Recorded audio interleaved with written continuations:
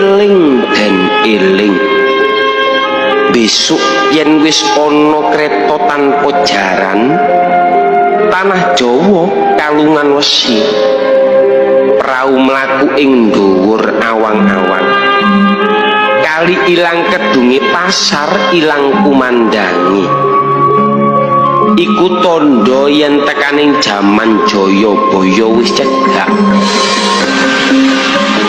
bumi saya suwe saya mengkerep sakilan bumi dipajeki jaran doyan mangan sambel wong wadon nganggo pakaian lanang wong lanang kaya wong wadon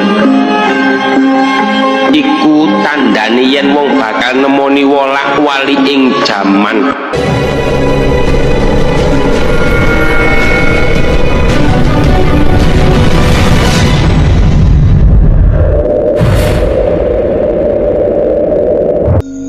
Salam budaya.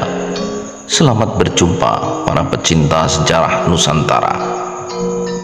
Kali ini kita mengunjungi kota Kediri. Di masa lalu, Kediri adalah sebuah kerajaan yang sangat besar. Wilayah kekuasaannya menaungi hampir sebagian besar dari Pulau Jawa. Kerajaan Kediri atau pada waktu itu disebut Panjalu berdiri saat surutnya Prabu Airlangga, Raja Besar Kahuripan. Dikarenakan putra atau anak yang lahir dari permaisuri menolak untuk menduduki jabatan putra mahkota dan dilantik menjadi raja, maka kerajaan Panjalu dibagi menjadi dua, yakni untuk anak dari permaisuri, yang kedua dan anak dari selir.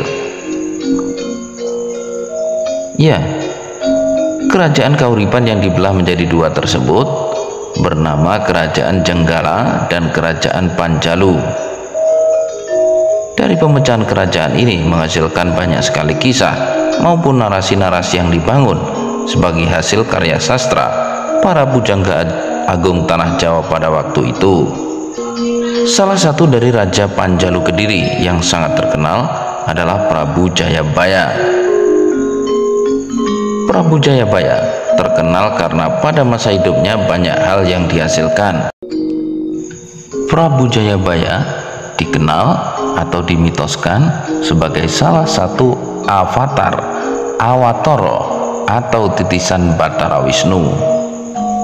Ya, dalam kisah pewayangan memang Bathara Wisnu dikenal sebagai salah satu sosok dewa yang sering melakukan penitisan di alam Mayapada. Salah satunya adalah Prabu Jayabaya ini.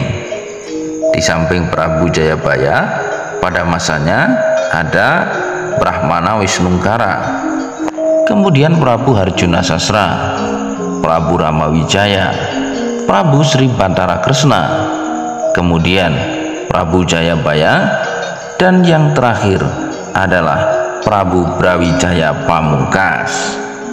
Konon di akhir hayatnya Prabu Jayabaya, raja terbesar kerajaan Kediri Panjalu ini moksa atau meninggal dunia, hilang bersama jasadnya. Akan tetapi belakangan dikenal ada sebuah komplek pemakaman yang diyakini sebagai makam Prabu Jayabaya atau Sri Haji Jayabaya. Ya, barangkali Anda akan bertanya-tanya, makam yang dikenal sebagai makam Sri Haji Jayabaya tersebut juga dikenal sebagai makam Ki Ageng Boto Putih. Makam ini terletak di Dusun Bulurejo, Desa Kawedusan, Kecamatan Pelosok Klaten, Kabupaten Kediri, Provinsi Jawa Timur. Luas area pemakaman itu sendiri mencapai 360 meter. Di dalam lokasi tersebut terdapat beberapa makam penting yang dikeramatkan oleh warga sekitar. Beberapa makam terletak di dalam dan beberapa makam terletak di luar lokasi. Makam yang terletak di dalam lokasi yakni makam Sri Haji Jayabaya, makam Dewi Soro atau permaisuri Sri Haji Jayabaya. Kemudian Prabu Jaya Amijaya, ini adalah putra dari Sri Haji Jayabaya. Dewi Sutami, permaisuri Prabu Jaya Amijoyo. Sementara makam yang terletak di luar lokasi yaitu makam Nini Randini, Nini Rukem, Raden Tumbal. Yang agak aneh adalah bahwa area pemakaman ini atau makam Prabu Joyoboyo ini baru ditemukan tahun 1990-an. Awal mulanya adalah warga sekitar mendapatkan informasi dari seorang paranormal yang berasal dari Yogyakarta. Paranormal tersebut bernama Frans Suharjo. Konon melalui petunjuk dalam semedi, paranormal tersebut mendapatkan isyarat tentang keberadaan makam Prabu Joyoboyo, tentu saja bersama keluarganya. Nah, setelah diadakan penelusuran, ditemukanlah makam ini. Makam ini sekali lagi juga dikenal sebagai makam Ki Ageng Boto Putih. Konon setelah dikabarkan muksa atau yang sebenarnya diyakini bahwa Prabu Joyoboyo lereh ke Prabon, kemudian Matek Pandito melepaskan urusan keduniaan atau diistilahkan dengan muksa, kemudian Prabu Joyoboyo meninggalkan tempat tersebut menuju ke tempat ini, menghabiskan usianya untuk melakukan dharma di tempat ini.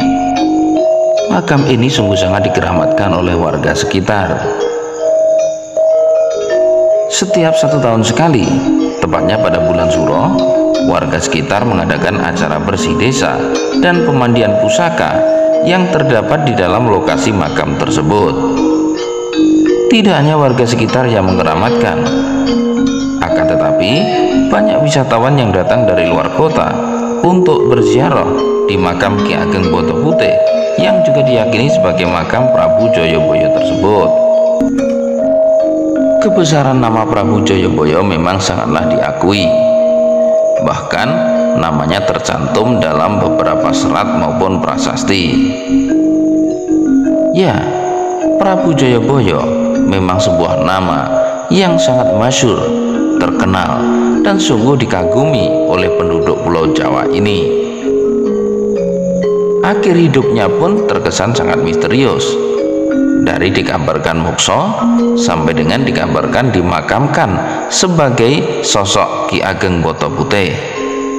Sedangkan keberadaan makam Ki Ageng Boto Putih yang diyakini sebagai makam Prabu Joyoboyo sendiri pun terasa ada sedikit misteri yang menyeliputinya. Nah, benarkah ini makam Prabu Joyoboyo ataukah makam sosok yang lain?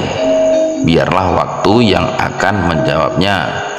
Akan tetapi setidaknya kita wajib menghormati keberadaannya. Terima kasih sudah mengikuti video ini. Semoga menambah pengetahuan kita semuanya.